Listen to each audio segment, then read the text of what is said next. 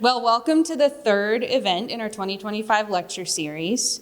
This is the second year of this series, and I recognize a lot of you as members, so that's great. Members get into these events for free, so if you're not a member, this is actually a really good time to sign up because this is our 2025 membership drive.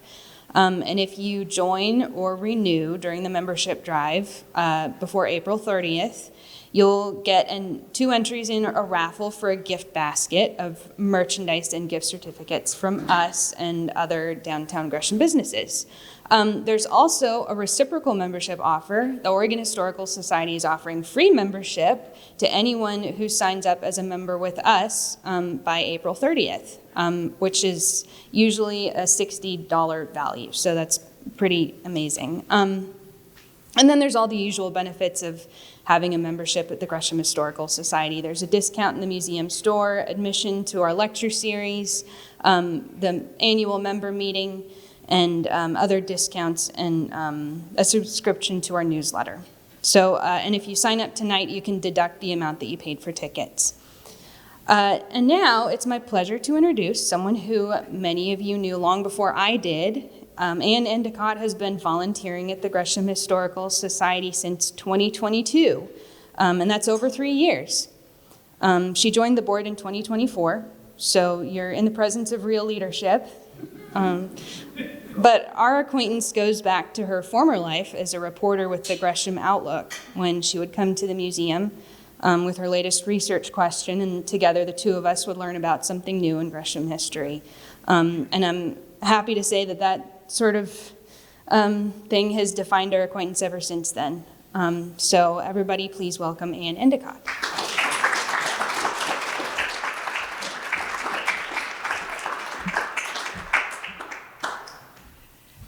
Hi, guys.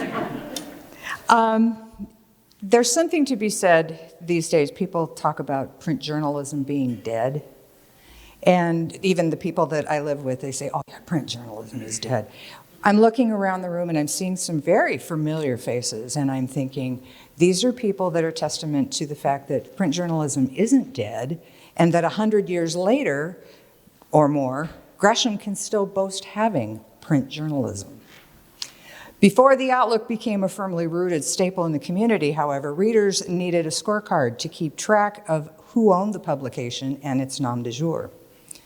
The East Portland Vindicator is thought to be the first newspaper circulated in the area and was published in the 1880s by Ford Metzger, the proprietor of an established saloon on the corner of Main and Powell, which is now the parking lot in front of Maggie May's bookstore and Tax Minimizers. But in 1904, a man named Watson launched a publication called the Gazette, and he added Gresham to the masthead. Within a matter of months, however, a local mail carrier named Fred Conley assumed ownership of the newspaper and soon found himself struggling with a printer who was often too drunk to deal with the press. Apparently, that was a rather common affliction in those days. So in February 1905, Conley hired a new printer. H.L. Sinclair was a former Midwest Methodist minister who moved to Gresham for health reasons. St. Clair was no stranger to the world of printing, however, having served as an apprentice in a print shop years earlier. Even though he'd solved his printer problems, Conley was still desperate to get out of the publishing profession and offered to sell the business and the newspaper to anyone who would listen. So a few months later, Lewis Shattuck, T.R. Howitt, and Dr. J.M. Short granted Conley's wish by purchasing the newspaper and printing plant. They named their publication the East Multnomah Record, and in 1905, they sold their interest to a transplanted attorney named Timothy Brownhill, who I believe is this gentleman right here. Brownhill enlarged the printing plant and gave the paper yet another name, the Beaver State Herald. In 1908, Brownhill sold the operation to H.A. Darnell, who continued to print locally until the summer of 1911, when he moved his whole operation to East Portland, the Lentz area. Turned out to be a rather unwise decision because the Herald died a very slow death in East Portland. So after 6 years of laboring under others, St. Clair put together his own printing shop and in rooms above a millinery shop in the John Metzger building, which was also on the corner of Main and Powell. And on March 3rd, 1911, St. Clair published the first edition of the Gresham Outlook. The twice-weekly newspaper was a family operation. St. Clair was the editor. His wife Lena did the proofreading, typed the stories, and kept track of finances. St. Clair's daughter even named the new publication. In July 1916, the Outlook moved its operation to a building near 3rd and Main, and this is now the patio next to Frenzy. The Outlook remained at that location until March 2nd, 1973, when it moved to the building on Northeast Division Street. But the Outlook became the source for local news.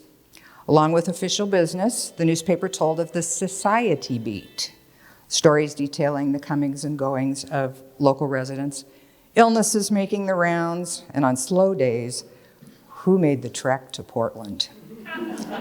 Later, as community neighborhoods took names, the local correspondents from each area told of the social gatherings, weddings, funerals, anniversaries, Ladies' Aid Society, club meetings. By the 1960s, the community news section of the Outlook was known as the Women's News Section. It was changed to People in the 1970s. St. Clair died in March 1938. Lena and her sons continued to run the paper until 1941, when they sold it to Ohio businessman Tom Purcell. He added the Sandy Post to the family. Purcell sold the business to Washington State newspaperman Lee Irwin and Walt Taylor in 1960. Over the following years, Irwin and Taylor collected a string of small weekly newspapers across the state. They sold the chain to transportation guru Glenn Jackson, yes, of bridge fame, who folded the Outlook into the Albany Democrat Herald Group. Then came Cap Cities, a national communications giant who purchased the group of papers from Jackson in 1980. Cap Cities acquired ABC TV in 1995 and then was absorbed by the Disney Company. Now, this is where Sharon Nesbit loves to tell everybody that for a very short period of time, she and Mickey Mouse were co-workers. Disney sold the newspapers to Lee Enterprises in 1997. They held on to the operation until November 20, 2000, when the Outlook, Sandy Post, and now the Estacada News joined 20 other community publications to become part of the Pamplin Media Group.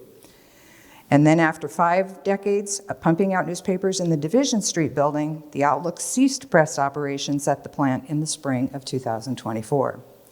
The newspaper, along with the others in the PMG group, were sold to Carpenter Media in June of last year. Now, I came along in 1998.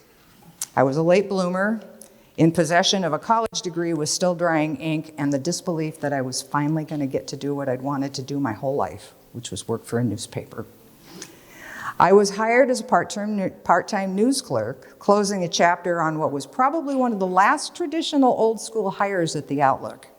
I wrote news briefs, the community calendars, and obituaries, just the way legions of rookie reporters had done before me.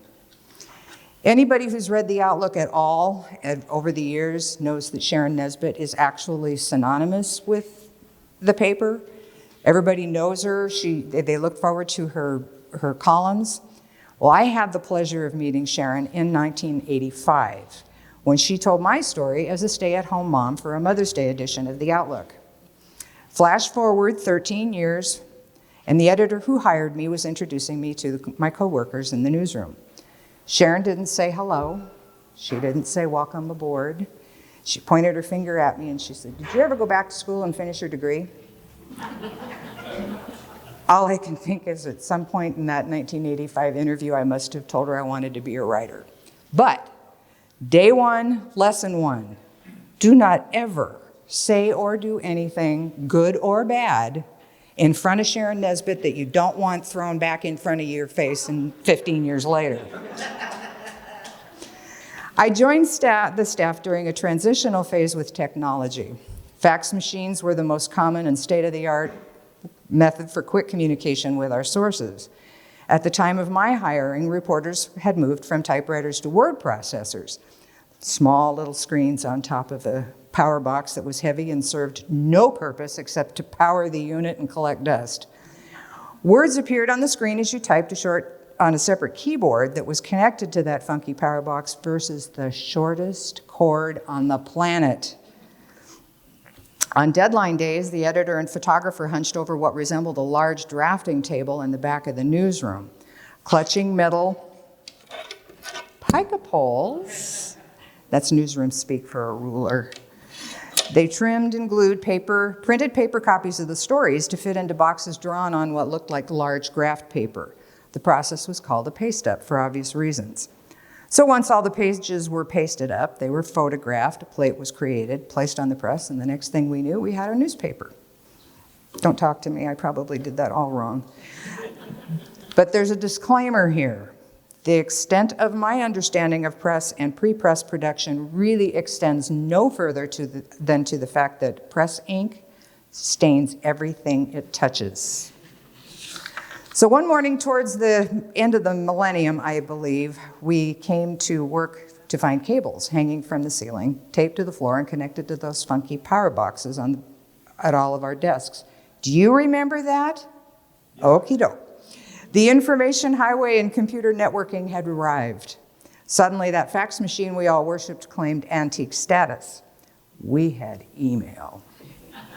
But as we learned quite quickly, not all computers played well together across the internet. There may have been one super transmission highway, but more often than not, the computers used by the public didn't converse real well with the systems we had in the newsroom, which meant calling a source when the reporter received a page of text that was actually nothing more than symbols and weirdness and nothing that made any sense.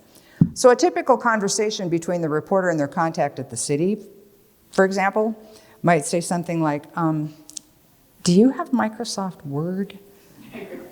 And the city contact says, well, I think so. And the reporter says, do you mind resending that document so I can read it?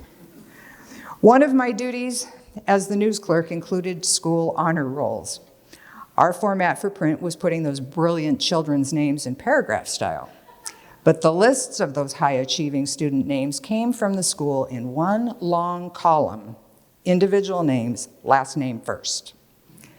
Reformatting those lists for print took hours. So between those and the obits, I told my editor at one point I was spending my days writing about smart kids and dead people. Once we were absorbed by the Pamplin Media Group, our equipment took a huge upgrade. Most newsroom staff were provided with laptops, which were smaller than the other setup and freed up desk space for more coffee cups. But the bonus, we were now portable. So we began to learn about such things as hotspots at cafes for internet access, thinking it was really, really pretty cool until we realized we never really left the job. Then came social media and websites. So along with writing stories from our beat areas and filing them for print, posting them on the newspaper's website became part of the deadline process. Those birth announcements, weddings, and anniversaries written by community correspondents 100 years ago, readers now submitted that information on a form they found on our website. But there were 2 times during my 23-year newspaper career where I was truly stunned by how much we relied on technology to relay the news and how awesome it was to have that at our disposal. On a Tuesday in June of 2014, managing editor Steve Brown and I were the only ones in the newsroom around 8:15 in the morning. Steve received a phone call alerting us to a shooting at Reynolds High School. My skills at avoiding hard news coverage were legendary among my coworkers, but this was different. I grabbed a notebook and I ran out of the building. By the time I arrived near the school, law enforcement had already established a perimeter and a command center. I wandered around some side streets where I came across parents who were anxious to find out if their child was safe, and students who had managed to get out of the building before they put it under lockdown. I had grabbed my Bluetooth from the car, and once I got to where I was going, I put it in and I put Steve on my phone on speed dial. Over the next few hours, while he called in the rest of the newsroom crew, I would call him with my observations and quotes from people that I spoke with on the street. He typed up quick stories as they developed and posted them to our website so our readers would know what was happening in real time. While a horrifically emotional and tragic day, I was proud of the job we did because we utilized all the tools we had at our disposal and we were able to continually keep our readers apprised of what was happening. But it takes a rather large village to produce a newspaper. There are advertising reps, creative services, people that design the ads, editors, page designers, reporters, pre-press, the press, and I'm sure I left out a step or two or three. So in March of 2020, all of us wondered how we were going to publish the newspapers, which at the time numbered more than 24, weeklies, bi-weeklies, and monthlies. Setting up company computers on kitchen tables, home offices, or card tables in the family room, I think we all collectively held our breath that first week or two, waiting to see if the process could be done with staff that was strung out between Longview and Woodburn. A managing editor at the time, I clearly remembered signing off on that first publication in quarantine and being awed by the realization that we did it, and on deadline. Unable to meet face-to-face, we gathered staff members on a virtual meeting platform, which allowed us to continue planning upcoming editions and actually see and talk to people other than the ones we were confined with. I turned in my red editor's pen in September of 2021. It still surprises me to realize the changes my industry and publication endured during my tenure as a journalist and how far we came to bring the news to our readers. I'm proud of how we adapted, but I'm also living proof that you can teach an old dog new tricks. Thank you.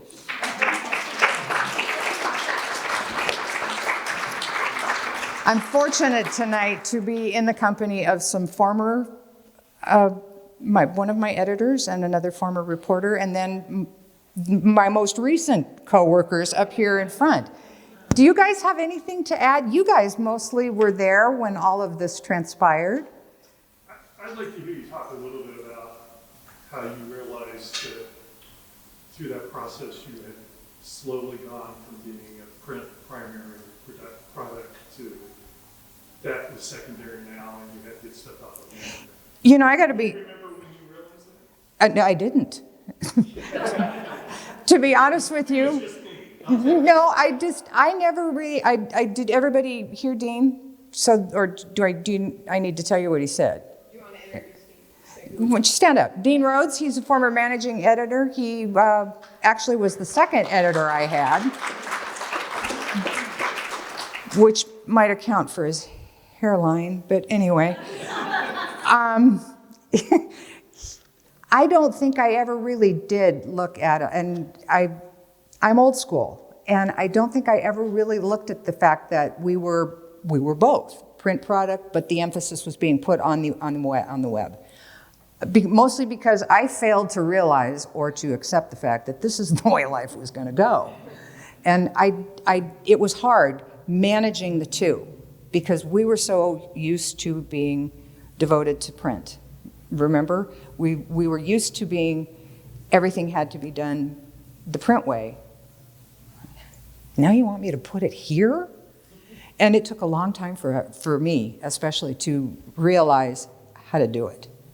Because nobody really wants to sit there, at least at my age, and say, really, somebody help me, go find a kid, remember? So I don't know that I ever did. Eventually, it just kind of blended together. To the point where that's how we saw it. And then it went two different ways. Yeah, exactly. Once they made it simple, then I was all for it. But then you also had just reporters and stuff that could just post something to the web.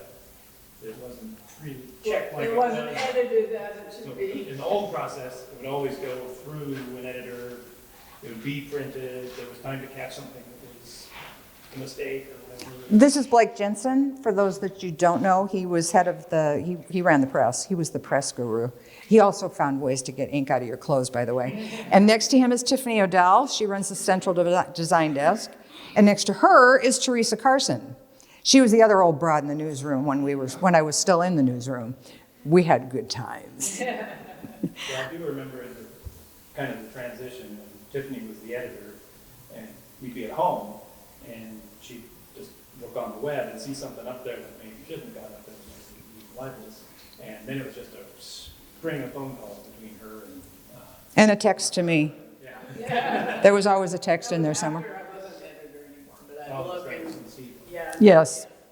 It was, I will say that when I made the move from the newsroom to Lake Road, where our corporate offices were, and I started working upstairs from Tiff, she did the page design, so what you saw on the front page is what was her work.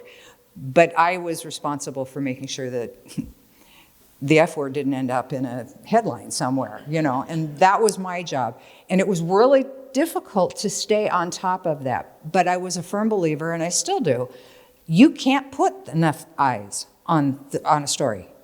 You're still going to find something that shouldn't be there, And now, being on the other side, it's like, how did that get there? It's really hard. Well, now too, there's such a skeleton crew.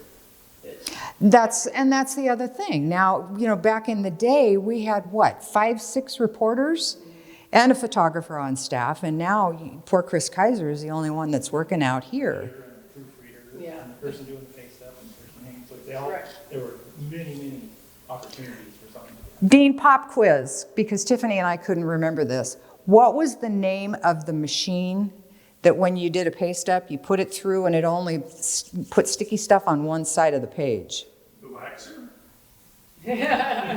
Gee, that was hard. Tiffany and I were talking about it and kept going, what was the name of that machine? The stickier, yeah. And so thank you for clarifying that, because we were racking our brains and couldn't remember that one. I kept thinking rubber cement, because we used rubber cement at school. And so that's where I thought that came from. Anybody have any questions? Yes, ma'am. What year did the newspaper industry realize that women could come in and do what they did? They did? I'm going totally off script on this one, and I don't quote me, but I can tell you, Margaret Mitchell, believe it or not, was kind of a barn burner in her day, because she did do writing for a newspaper. She got to cover the women's section, but she, back before she became known as the author of Gone with the Wind, she actually did work for a newspaper in Atlanta. So that was, I don't know how many years ago, but women began to, I would say that there were women that were writing for newspapers, magazines. You mostly found women in magazines. Were they able to use their names, or did they have to go under? No, I think no. I do remember when I was in high school, and don't ask me when that was because I am not going to admit it. I did do an interview with the first woman comptroller for U.S. Bank. And her name escapes me, but she was downstairs. And in those days, and this was back in the 70s, okay, there I said it, she, in the copy that I wrote, I had to refer to her as Mrs. I don't remember what her name was. That, I think, kind of started to change after that. I know when I was at the University of Oregon, the women, seeing a woman's face on a broadcast anchor desk was just beginning to happen. Okay, it was 11 o'clock at night or 5 o'clock in the morning, but they were making an inroad at that point. I also know that when the Oregon Journal, for those of you that remember that one, I did a couple internships in high school with them. And Mary Cullen, she did all of the food stuff. Yeah. So women were kind of behind the scenes. And I think some did use their own name. And that was kind of the entry point, right? Was as you were talking about, the social scene. Exactly. Cooking. Exactly. Because that's what women did. Yeah, exactly. And so I think that was a lot of it. That was how they got their foot in the door, so to speak. And I know, I came to town in, 96, 7, and I think I was the first sports editor, female sports. I always admired you because you were the sports editor, because, man, I was And that's dumb. not very long ago, so, yeah. Yeah, that was the late 90s. So we've come a distance. Girls rule. Anybody else have any questions? I just want to say something. I miss the Outlook. During its heyday, everybody could hardly wait to get the Outlook to find out what was going on in the community, because you all covered it Yes. so well. And I can remember probably living out there a couple of times for stories and stuff like that. But we get what we get on social media is nothing compared to what we used to get in print. And today's social media, you don't know whether to believe it or not. Well, we believed you. When you wrote it, whatever it was, we believed you. And I for one, really do miss the complete Outlook that we used to get, and not one that covered half of Oregon, which it does now. Plug your ears. Thank you for that. And I do agree with you that I think back in the day, there was that credibility, because we had to go put our boots on the ground and find out the information. I still do, and I did even before I retired, I still do work with high school English classes. Every now and then I go in and I talk to them about research skills, because you tell a high schooler these days, and Patricia, you probably remember this, tell them they got to research something, and what do? They go to their phone. Okay, is Google really the truth? And they look at you like, well, why wouldn't it be? How do you explain to somebody that just because Google says it doesn't mean it's true? Back in the day, we had to go find it. Yeah, but that's not the only story, right? The story is that people have, people want to get their news for free, right? And That's a lot of it. We had a meeting, and one of the people within our group who worked for the newspaper said he would never pay for his news. Oh. And I looked at him, and I was like, You have to tell them. what are you getting? Right? And so when you won't pay for your news, then the places where you get good news are going to disappear. And so I would tell you that the more support newspapers get, the better they will. And so now, it's really hard, because there's not a lot of money to help support the newspaper. So the more support the newspaper gets, the better. And I think that goes back to what Dean was saying too, about the fact that everybody depends solely on the internet. I mean, what do? You want to know something, you grab your phone. You don't, and we all do it. But I think that what happens is, and it has happened, is that everybody is looking for instant gratification. And you're going to find that instant gratification instead of waiting until Wednesday when the paper comes in the mail. Well, and, if you're not paying for something, that whatever you get is not backed up. So those people are not held accountable for what they write on the internet. I will tell you that I don't have as much fun. I have more fun doing it by hand and researching by hand, going through the books and reading that, than I would have if I did it all on the internet. Shows your age. Yeah. Thanks, Carol. Feel better now. There was another question. Yes, Joy. I have just a quick story. First of all, I love Anne's name. And my folks took the Gresham Outlook, and it was always the Gresham Outlook. It's my siblings who went to Gresham High School. We grew up out here. But my first introduction to Anne was her calling out for the Columbus Day storm articles. And lo and behold, she published mine. So it's delighted. But I have to say, I'm a proofreader. Worst thing is misspelled names. And my pet peeve word is it's. Yeah. Yep. Please understand what it's means, IT apostrophe S. Contraction, it's possessive is his, hers, it's yours, ours. There are two stories I'm going to tell on myself, talk about embarrassing. And I learned about spelling names, especially properly, the hard way, a long time ago. It's really embarrassing when you take a reporter, personal tape recorders were the big thing when I started. So you think you're all big and bad. You don't take a notebook and a pen. You take the little tape recorder and you put it on the table, and it doesn't record.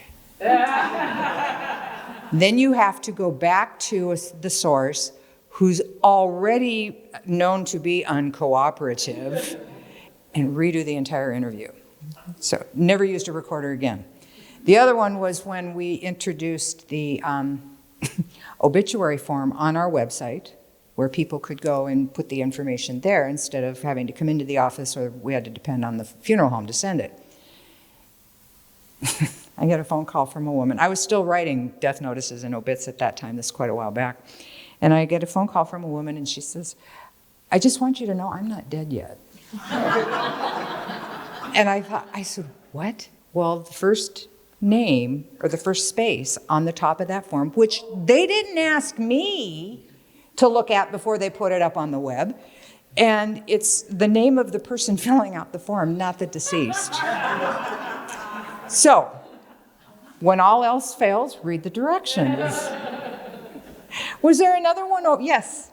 You touched briefly on the technology. When did the production process move from cold typesetting to hot type to eventually to offset? I'm deferring to you because we all know, all I know is ink stains.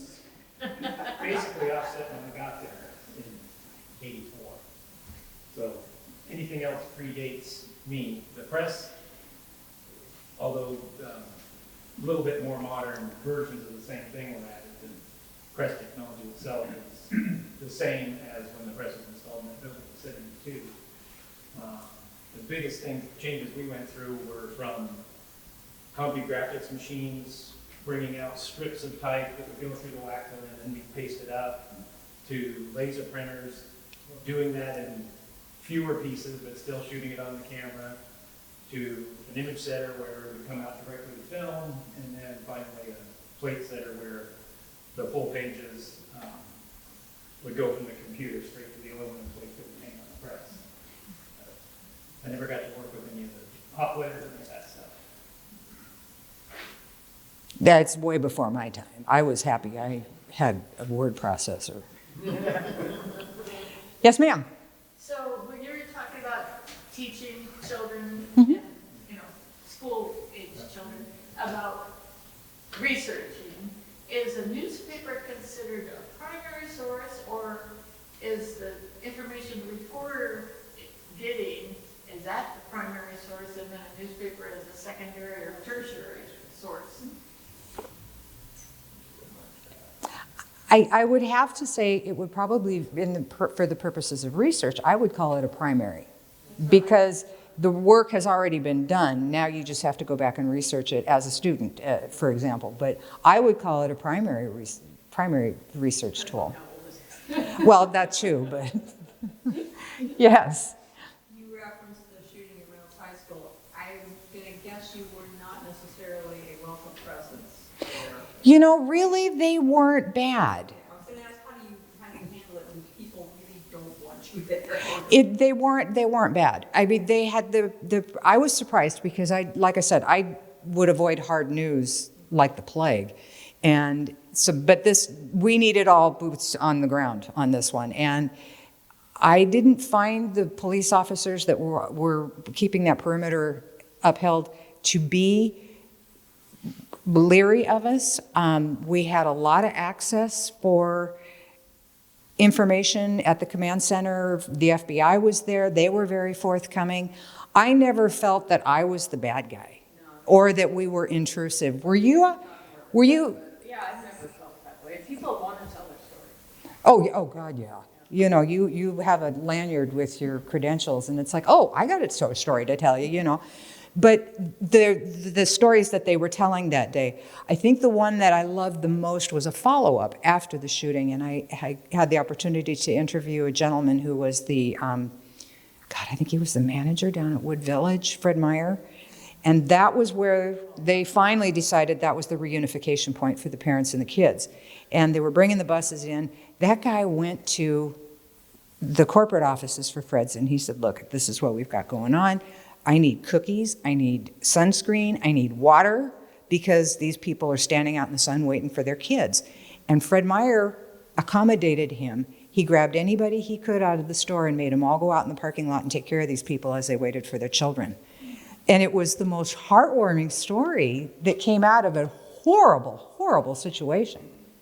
But anytime I covered on the rare occasion that I was out in the field involved with law enforcement, I never felt that they mistreated me. I never felt that they were trying to push me away. I had the rare opportunity to do a 9-week course of Citizens Academy with the FBI. And, they get a bad rap because everybody thinks they're the ones with the, whatever you call battering rams that bust down doors. And they don't. And they also are very, very forthcoming. And they want to be, they don't want you to fear them, but they're there to support local law enforcement. So it was a day that I will never forget. And the hard part about it is we had all done 9/11. And so even though that wasn't here, our job was to localize it, how it impacted our community and how our people, in fact, Rob Oster was on staff at that time. He's from New York. He couldn't get a hold of his family that day. And so what I found to be interesting about that was we all went about our job, but it wasn't until the weekend when the whole thing hit me in terms of how I felt about it, because we were so caught up in doing our job. Did you feel that way? It took a few days before it finally got to you, and I know you were just traumatized all the way around, and who could blame you? Well, until I talked to my mom, Yeah. But one thing that I'd like to point out for that day, too, that was crazy is it was a Tuesday. Yes, it was.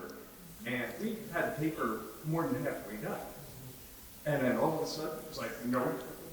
And we had to start over. Had to start all over. And I think I wrote 6 or 8 stories that day. But it was days, once you got a hold of Mom, and that was okay, how the whole event itself was days later when you sit back and you go, whoa.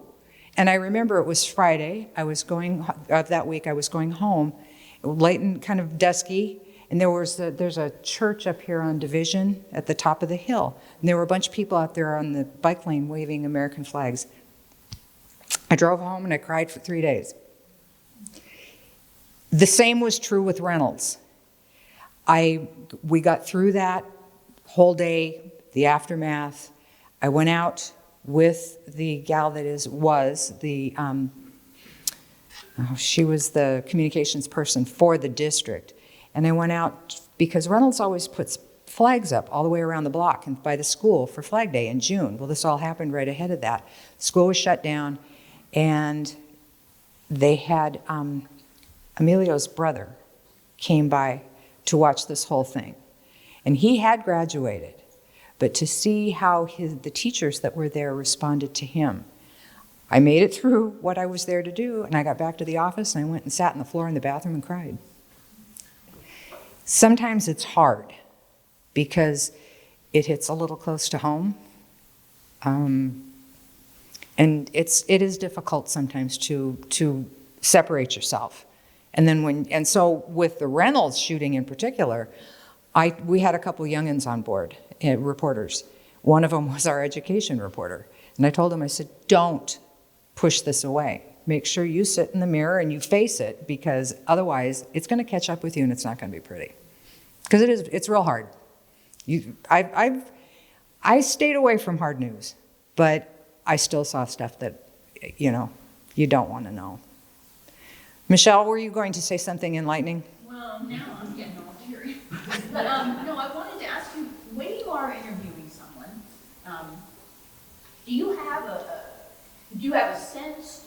What if they're telling you the truth? How do you? Are you telling me that the times I've interviewed you now I need to be worried about? I'm just asking. No, and I'm serious. People want you to hear their story.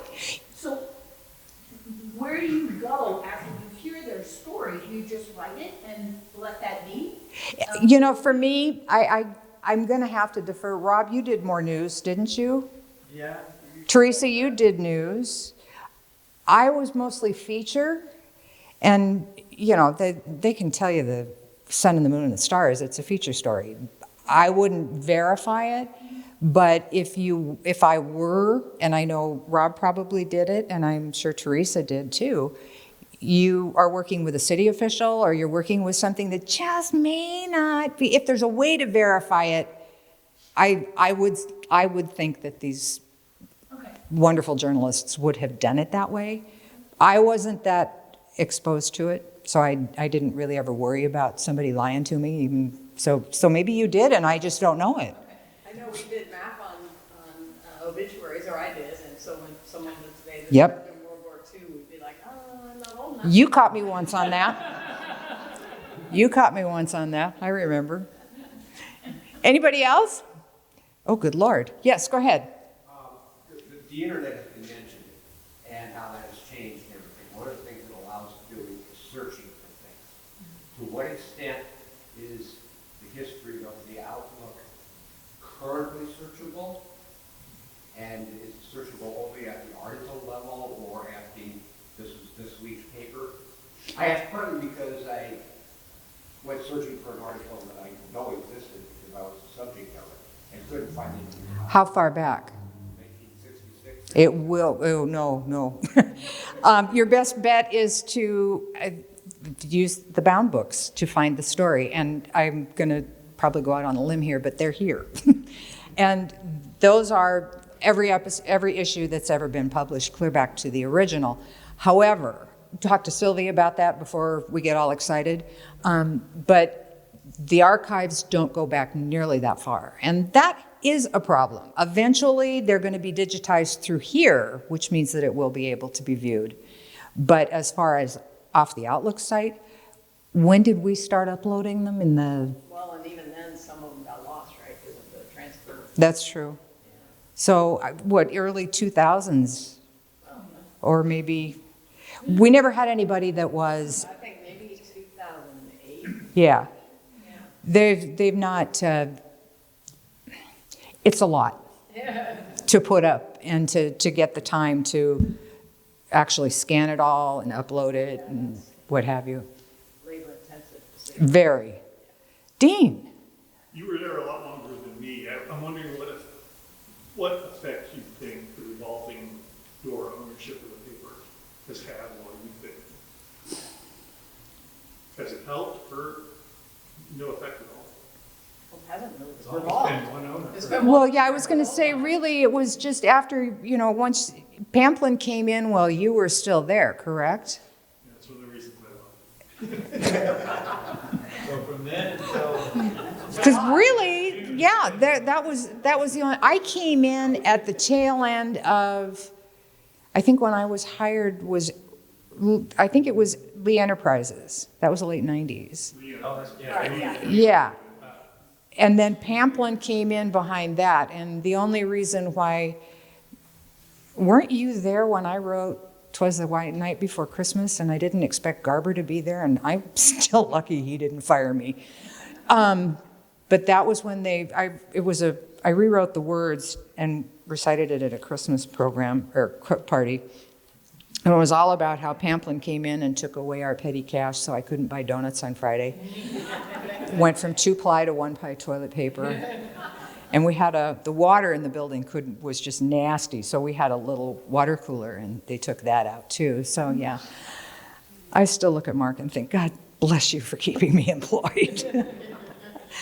I would say that, because like I said, I came in at the tail end of Lee Enterprises, I believe, post Cap Cities, Disney, and Lee Enterprises. And they were. It was, yeah. He would be a better source than that because how it worked. And Pamplin held on to us. I wouldn't go so far as to call it stable, but. There, it was just, now we know, legitimately not having any money. Yeah. That's true. That's true. My father, I knew from the time I was 10 years old that I wanted to be a writer. And my dad told me when I was 13, he said, you got to find something to do because you will never make any money as a writer. I can say this now. My father's been gone for quite a while, but I can say this now, and God knows I never admitted it to him. He was right. You know? And I don't say that because Pamplin was a cheap guy. I'm saying that because he was right. Anybody else? Yes, sir. Going back to your point on instant gratification online, and quite honestly, shorter attention spans online. Have you noticed from 100%, or did you notice from 100% pure print to transitioning online that writing styles have changed as far as the articles themselves? I won't argue that point at all, and that is probably one of my biggest complaints, is mostly because I worked for 3 editors who would have sold a kidney if I could have learned the word brief. My stories were always really long because I always got into them, but they always said, right, we can always put more online, but they don't because the attention span is so small. And so that's, I think, the longest story I ever wrote, and I remember walking into Steve Brown's office, and I said, boss, I need real estate. And he looked at me and he went, why? And so I told him what I was working on, and this was an incredible story of World War II veterans, a husband and a wife. They were both in their 90s. And he was enlisted, she was a nurse, so she was an officer, which in World War II was no way. Well, he was injured in France, sent to England to recover. She nursed him back to health. The war ended, they got married, and everyone lived happily ever after. The problem was the story was so engaging. He was a prisoner of war in Germany, but the story just, and she wrote letters home, so I wrote it as a narrative back and forth between the two of them, and it was huge. My concern was, okay, that goes in for competition. They're reading that 100-inch story on a screen this big. And who in the world is going to want to read something like that? But we didn't ever, as time has gone on, I think the stories that are going up online are getting shorter and shorter. And that's mostly because, like you said, people have an attention span. Hi, Bess. Hey, I think you should tell us what's your best award you're most proud of, because you did all these awards that you won, I know you have. Tell us about maybe the one you're most proud of. Well, I think there's best writing, because the one, to me, that particular contest, this is statewide, and what that told me in my division, my peers felt my writing was best. That probably was the brass ring for me. The other one that I always wanted to have, that I never got a chance to because of a job change and the pandemic, was columns. By God, I wanted to beat Sharon. And I never had the opportunity because of the way things worked out. But best writing, I think, was probably the holy grail for me in a lot of respects. I appreciate you asking for that, because those are something I am very proud of, yes. Rob. I just want to address what you were saying earlier about, this has it been dumbed down in terms of the writing that's online as opposed to what we did. And I was most recently at a digital publication. It was a consumer tech review site. And my biggest problem as the copy chief there was that these young writers, everything felt like a blog. And, no, we follow the AT style. You're writing a news story. You have to, you can't just dumb everything down and cut corners as far as grammar and all that other stuff. So, yeah, that's the way it's going. It was like trying to fight a losing battle for the most part. We saw that, I think, with, as time went on, one of my other jobs became to work with the interns that came in for the summer. And I don't mean to sound condescending, but dang, some of those kids were dumb. And, they had college degrees, and I mean, this is a prestigious program that sent these kids to us. And these kids, they're college graduates, but what they think we do is so warped. I think, to be fair though, that, you know, I worked with that program for years, Mm-hmm. for 20 years.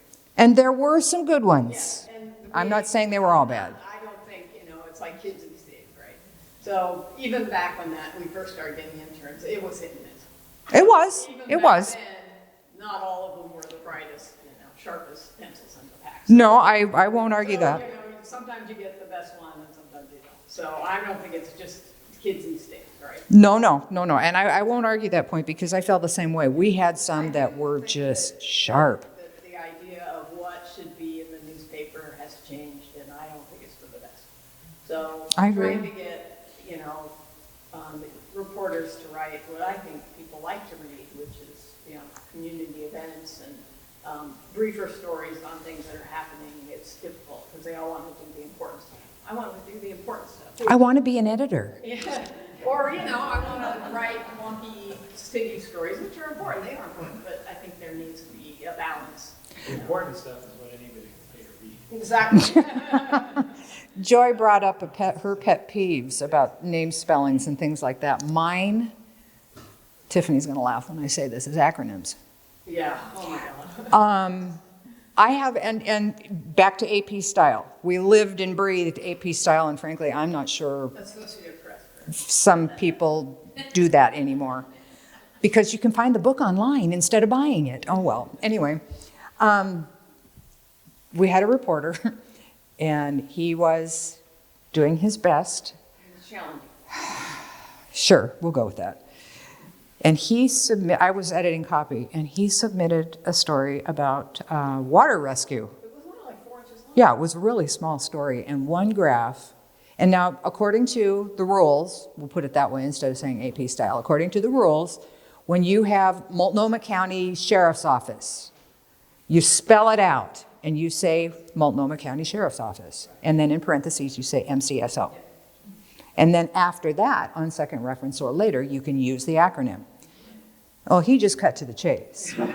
So we got to this paragraph, and it was, It might have been the lead.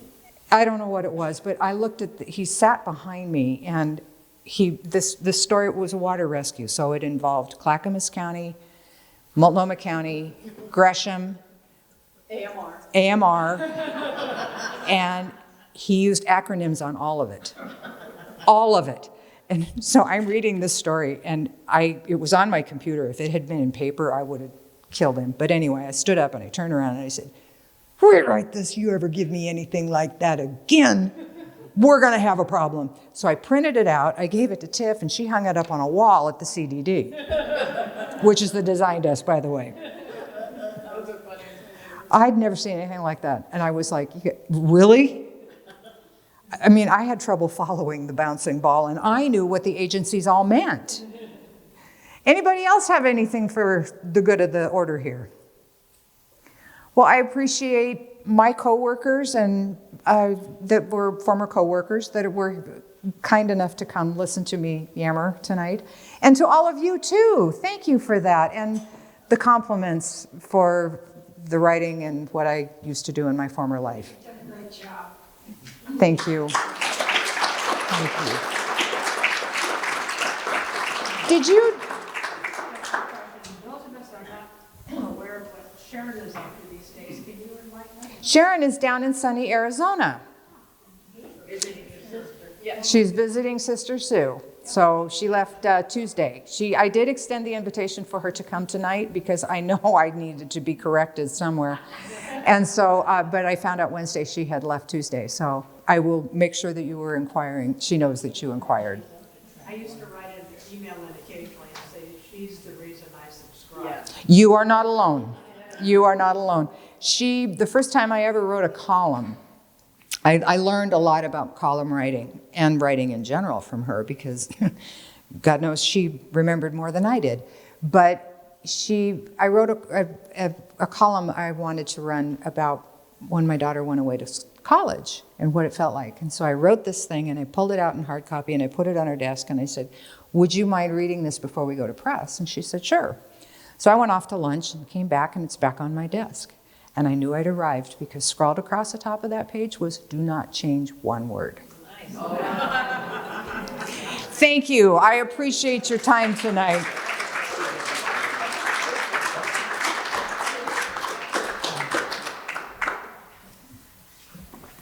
Thank you so much, Anne. That was fantastic. I'm going to tell you about a couple more of our upcoming events. The next event in our monthly lecture series is called A Curated Story of Coded Quilts in the Underground Railroad. And that's going to be a talk by Dr. Laverne Lewis, who runs the Women Sew Global Foundation, which is based here in Gresham.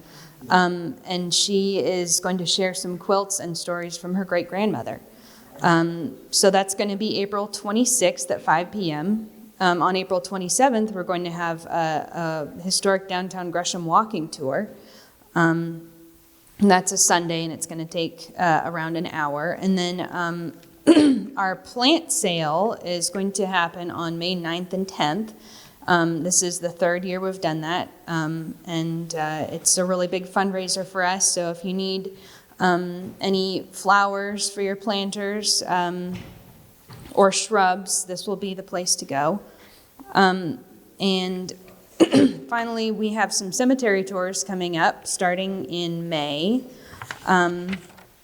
There's one on May 17th, and then they'll be happening monthly. And you can read all about all of these events in our spring newsletter, which you can grab on your way out.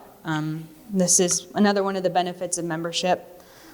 So one last plug for membership. It's a really important source of operating funds for us at the museum. And again, if you sign up as a member tonight, you'll get the price of your tickets deducted, and you'll be eligible for all those benefits I talked about. Thank you all so much for coming tonight.